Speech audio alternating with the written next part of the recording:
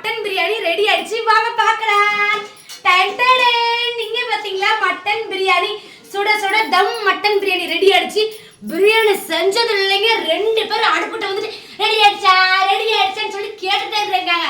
இவங்க பாருங்க பனை மரத்துல பாதி இருப்பாங்க, ஐட்டா இருக்காங்க, அதனால இவங்க கல்லே ஆயிட்டாங்க. இவங்க பாருங்க என்னையா வேணும் உங்களுக்கு?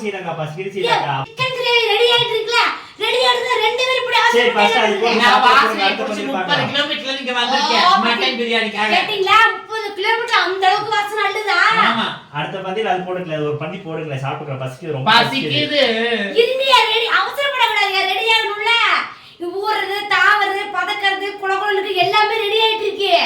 எல்லாரும் பொறுமையா சாப்பிடுவோம். ஒரு இது போடுங்க, ரொம்ப பசிக்குது, வெளிய போடுங்க. உங்களுக்கு இன்னும் கூடாது போங்க. 2 பேரும் எல்லாமே ரெடி ஆன பிறகு உங்களுக்கு கூப்பிடுறேன். கரண்டி வச்சு டண்டை சத்தமா பெல் அடிப்பேன், பாத்துக்கீங்களா?